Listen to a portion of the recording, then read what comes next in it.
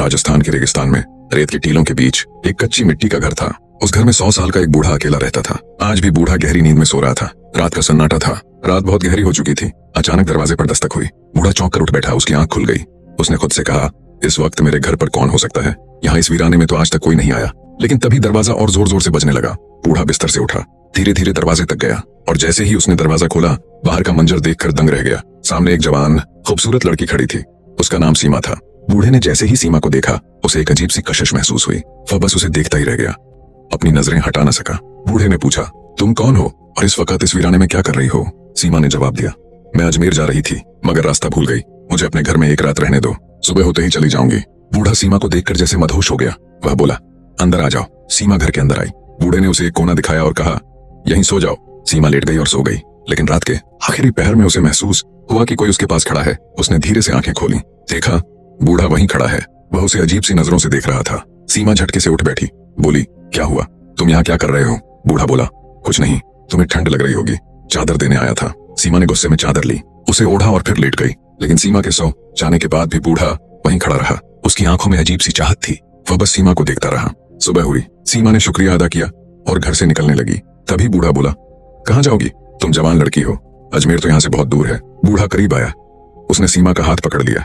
बोला, आज की रात रुक जाओ, बस एक रात की बात है। सीमा ने गुस्से से हाथ छुड़ाया और कहा, क्या मतलब? बूढ़ा बोला, फिर मैं तुम्हारे जाने का कोई इंतजाम कर दूंगा। उसकी आंखों में वही अजीब सी नजरें थीं, जैसे मन ही मन कोई चाल चल रहा हो। सीमा उसकी बातों में आ गई और ठहरने के लिए तैयार हो गई। बूढ़ा उसे देखता रहा, जैसे वह चाहता हो कि सीमा उसके पास आ जाए। रात हो चुकी थी। सीमा कोने में अपने बिस्तर पर लेट गई। बूढ़ा भी अपने बिस्तर पर लेट गया। जब रात का आखिरी पहर आया, सन्नाटा गहरा था। बूढ़ा चुपके से उठा, धीरे धीरे कदम बढ़ाता हुआ सीमा के पास पहुंचा। वह काफी देर तक उसे देखता रहा, फिर उसके पास बैठ गया। उसने नरमी से सीमा के माथे पर हाथ फेरना शुरू किया। अचानक सीमा की आंख खुली। वह हड़बड़ा कर उठ बैठी। क्या हुआ? तुम यहाँ क्या कर रहे हो? उसने गुस्से में पूछा। बूढ़ा उसकी आंखों में देखता रहा, जैसे किसी ख्वाब में खोया हो। फिर बोला, मैं तकिया देने आया था, तुम बिना सिरहाने लेटी हो, तुम्हारी गर्दन में दर्द हो जाएगा, ये लो तकिया। सीमा ने तकिया लिया, नाराजी से मुंह फेर लिया, बोली, जाओ यहाँ से। बूढ़ा वापस अपने बिस्तर पर लेट गया। रात को वह खुद से बातें करने लगा। सुबह ही सीमा चली जाएगी, आज मेरा आखिरी मौका न था, मगर वह भी चला गया। फिर बोला, नहीं, मैं उसे ऐसे ही नहीं जाने दूंगा, कोई ना कोई चाल चलनी होगी, मुझे कल किसी तरह उसे रोकना होगा। इन्हीं सोचों में डूबा बूढ़ा आखिरकार सो गया। सुबह हुई। सीमा उठी और बूढ़े के पास आई।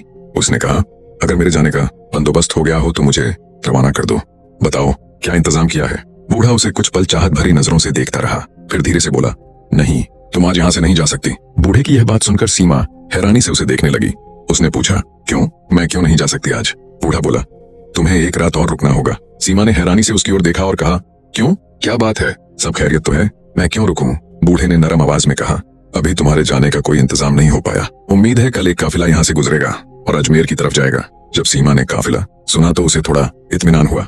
उसने सोचा, ठीक है, कल काफिले के साथ निकल जाऊंगी, आज की रात और यहीं रह लेती हूँ। बूढ़ा यह सुनकर मन ही मन बहुत खुश हुआ। अपने आप से कहा, एक रात और मिल गई। पूरा दिन बूढ़ा उसे दूर से बैठकर देखता रहा। उसकी निगाहें अब और भी गहरी हो चुकी थीं। रात ढलने लगी। सीमा अपने बिस्तर पर लेट गई। बूढ़ा भी अपने बिस्तर पर लेट गया, मगर उसका दिल अब बेचैन था। वह लेटा रहा, पर उसकी आंखें छत को नहीं देख रही थीं।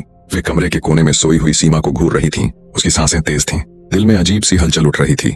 धीरे धीरे वह बिस्तर से उठा, चुपके से सीमा के पास गया, उसे ऊपर से नीचे तक देखने लगा, फिर उसके पास बैठ गया और उसके बालों को नरमी से सहलाने लगा। अचानक सीमा हल्की सी हिली। बूढ़ा डर गया कि कहीं वह जाग न जाए। वह घबराकर वापस अपने बिस्तर पर लौट गया, मगर उसने वहीं से सीमा का हाथ पकड़ लिया। उसका चेहरा देर तक देखता रहा। उसकी आंखों में अब सिर्फ तमन्ना नहीं, बल्कि कोई पुरानी प्यास जाग उठी थी। तभी अचानक सीमा की आंख खुल गई। वह चीख पड़ी, लेकिन बूढ़े ने झट से उसका मुंह दबा दिया ताकि आवाज बाहर न निकले। फिर वह हड़बड़ाकर अपने बिस्तर पर लौट गया, ऐसे लेट गया जैसे कुछ हुआ ही न हो। सीमा सारी रात सोचती रही, यह बूढ़ा मेरे पास क्यों आया था? क्या करने की कोशिश कर रहा था? इसके इरादे ठीक नहीं लगते। वह डर के मारे कांपती रही। सोचते सोचते आखिरकार उसे नींद आ गई। सुबह हुई। सीमा उठी और बूढ़े के पास आई। उसने पूछा, काफिला आया है क्या? अब मुझे इजाजत दो। बूढ़ा कुछ देर उसकी आंखों में देखता रहा, फिर बोला, लेकिन काफिला तो अभी तक नहीं आया। सीमा चौंक गई। कहा, मगर तुमने तो कहा था कि काफिला आज आ जाएगा। बूढ़े ने थकी हुई आवाज में जवाब दिया, हाँ, आना था, शायद शाम तक आए। सीमा बोली, मैं अब और नहीं रुक सकती। बूढ़ा बस सिर हिलाकर चुप रह गया। अब वह घर के आंगन में बैठा था और दूर से बूढ़ा सीमा को उसी तरह अजीब नजरों से देख रहा था। सीमा ने मन ही मन कहा, इसकी निगाह मुझे ठीक नहीं लगती। हाँ, मुझे यहाँ से जल्द निकल जाना चाहिए। मैं जवान लड़की हूँ और इसके दिल में न जाने क्या चल रहा है। उसने सोचा, यह रात को मेरे पास आया था, मुझे छूने की कोशिश कर रहा था। आज किसी भी हाल में रात नहीं रुकना चाहिए। शाम को काफिला आए या ना आए, मुझे निकल जाना है। बूढ़ा अब भी उसे दूर से देख रहा था। बिल्कुल वैसे जैसे कोई शिकारी अपने शिकार को देखता है। शाम हो चुकी थी। सीमा उसके पास आने ही वाली थी, लेकिन इससे पहले बूढ़ा खुद उसके पास आ गया। उसने कहा, देखो, लगता है काफिला अब सुबह तक ही आएगा। मैंने सोचा तुम्हें खुद बता दूं। उनके पास सामान बहुत होता है, इसलिए धीरे धीरे चलते हैं। आज की रात और रुक जाओ। सीमा को गुस्सा आ गया। उसने तेजी से कहा, मैं अब और नहीं रुक सकती, चाहे काफिला आए या ना आए। मैं अभी यहाँ से निकल रही हूँ, मुझे अब और बर्दाश्त नहीं। बूढ़ा और करीब आया, बोला, थोड़ी ही देर में रात हो जाएगी। तुम जवान लड़की हो, इस रेगिस्तान में रात को कहाँ जाओगी? यहाँ जानवर भी घूमते हैं, अगर कोई नुकसान पहुंचा तो? उसके लहजे में फिक्र कम और चाल ज्यादा थी। सीमा को पूरा यकीन हो गया कि यह सब नई चाल है, मगर उसने सोचकर कहा, ठीक है, रुक जाते हैं। फिर सख्ती से बोली, लेकिन ये आखिरी रात है, कल सुबह चाहे काफिला आए या ना आए, मैं निकल जाऊंगी। बूढ़ा मुस्कुराया और बोला, ठीक है, लेकिन उसकी मुस्कान में कुछ और ही छिपा था। रात हो चुकी थी। सीमा अब पूरी तरह चौकस थी। वह एक कोने में लेटी रही, मगर उसकी आंखें खुली थीं। वह डर और शक में डूबी थी। धीमे स्वर में उसने खुद से कहा, उम्मीद है आज की रात जल्दी कट जाए। फिर बोली, हाँ, बस आंखें बंद करके ऐसे लेट जाओ जैसे सो चुकी हो। बूढ़ा अपने बिस्तर पर लेटा था, मगर उसकी एक आंख खुली थी। वह बार बार सीमा की तरफ देखता, यह जानने के लिए कि क्या वह सच में सो गई है। जब उसे लगा कि सीमा अब बिल्कुल नहीं हिल रही, उसने आंखें बंद कर लीं, लेकिन उसका दिल अब भी करवटें ले रहा था। कुछ देर बाद जब उसे यकीन हो गया कि सीमा सो चुकी है, वह धीरे से उठा और उसकी तरफ चल पड़ा। काफी देर तक वह चुपचाप उसके पास खड़ा रहा, जैसे उसके होश हवास टटोल रहा हो। फिर वह सीमा के पैरों के पास बैठ गया। धीरे धीरे उसके पैर सहलाने लगा। तभी सीमा की आंख थोड़ी सी खुल गई। बूढ़ा समझ गया और तुरंत पीछे हट गया। अब उसने उसके माथे को सहलाना शुरू किया। अचानक सीमा ने आंखें खोल दी। उसने घूर कर करवट ली और मुंह नीचा कर लिया। कुछ बोली नहीं, लेकिन उसके जिस्म की हरकत बता रही थी कि वह जाग चुकी है। बूढ़ा चुपचाप उठा, वापस अपने बिस्तर पर लेट गया। उसकी धड़कनों में अजीब सी घबराहट थी, मगर चेहरे पर कोई पछतावा नहीं था। सुबह हो चुकी थी। सीमा उठी और सीधे बूढ़े के पास गई। उसने तेज लहजे में पूछा, हाँ, आया क्या तुम्हारा काफिला, या अब कोई नया बहाना है? बूढ़ा कुछ देर चुप रहा, फिर बोला, काफिला तो नहीं आया। सीमा झल्ला उठी, मुझे तो पहले ही पता था कि कोई काफिला आने वाला नहीं। तुम मुझे किसी और मकसद के लिए यहाँ रोक रहे हो। मुझे सब समझ आ चुका है। अब मैं एक पल भी यहाँ नहीं रह सकती।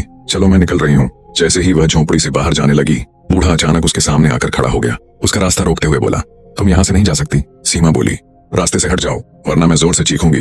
बूढ़ा धीरे से बोला, तुम्हारी आवाज यहाँ सुनने वाला कोई नहीं है। सीमा गुस्से में चिल्लाई, तुम क्या चाहते हो? मुझे क्यों रोक रहे हो? तुम मेरे बाप की उम्र के हो। कोई तो शर्म करो, कोई तो लिहाज करो।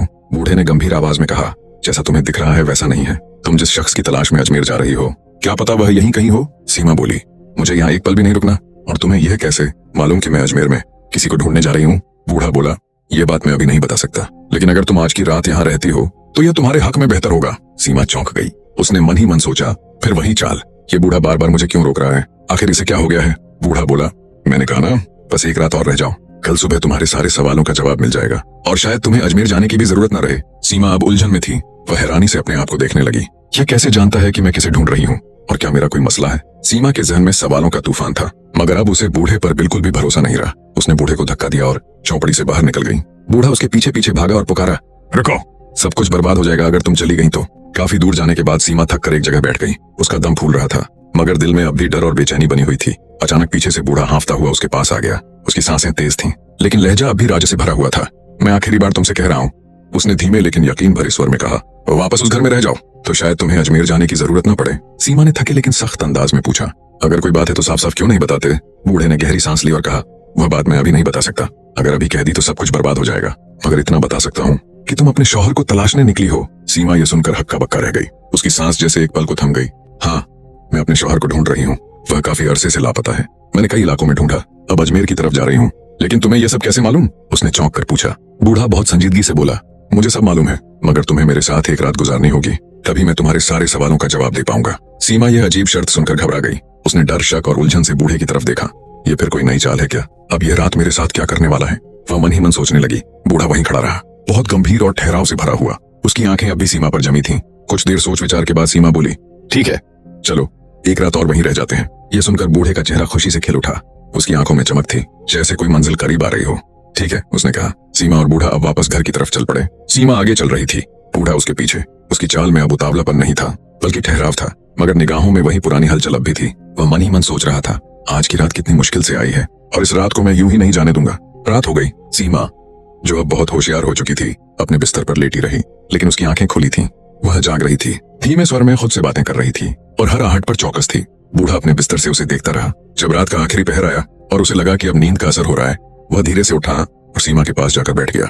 वह उसे प्यार भरी नजरों से देखता रहा। फिर उसका हाथ पकड़कर अपने सीने से लगा लिया। सीमा ने झटके से हाथ छुड़ाया और गुस्से में मुंह फेर लिया। बूढ़ा चुपचाप उठा और फिर अपने बिस्तर पर लेट गया। उसकी आंखों में कोई पछतावा नहीं था, बस एक इंतजार था जो अब अपने अंजाम के करीब था। सुबह की पहली किरण झोपड़ी की मिट्टी भरी दीवारों से छनकर अंदर आई। सीमा पहले से जाग रही थी। उसके चेहरे पर नींद नहीं बल्कि बेचैनी और डर साफ दिख रहा था। इस बार उसने बिना कुछ कहे, बिना बूढ़े से पूछे वहां से निकलने की ठानी। जैसे ही वह झोपड़ी से बाहर जाने लगी, उसकी नजर एक कोने में बैठे शख्स पर पड़ी। वहां एक नौजवान बैठा था, खूबसूरत, रोशन चेहरा, साफ सुथरे कपड़े पहने हुए, मगर उसका चेहरा दूसरी तरफ था। सीमा हैरान रह गई। वह उसके पास गई और पूछा, तुम कौन हो? नौजवान ने धीरे से अपना चेहरा उसकी तरफ घुमाया। सीमा उसे देखकर हक्का बक्का रह गई, जैसे उसके पैरों तले जमीन खिसक गई हो। वह जोर जोर से चिल्लाने लगी कि यह तो मेरा शौहर नितिन है। वह दौड़कर उस नौजवान से लिपट गई। उसकी आंखें आंसुओं से भर गईं। उसके लिए यह पल किसी जादू से कम न था। सीमा बोली, तुम यहाँ कैसे आ गए? क्या मैं कोई ख्वाब देख रही हूँ? नितिन ने उसे गले से लगाए रखा और धीरे से कहा, नहीं, ये ख्वाब नहीं, हकीकत है। मैं वापस आ गया हूँ। सीमा की खुशी की कोई इंतहा न रही। बरसों से जिसे ढूंढ रही थी, आज वही उसके सामने था। लेकिन तुम कहाँ थे? सीमा ने पूछा। और तुम इस बूढ़े के घर में कैसे पहुंचे? वह आदमी तो मुझे बिल्कुल ठीक नहीं लगा। क्या तुम उसे जानते हो? नितिन ने उसकी आंखों में देखा। अब उसकी आंखों में राज नहीं बल्कि राहत थी। उसने कहा, पहले बूढ़े को बुलाकर लाओ।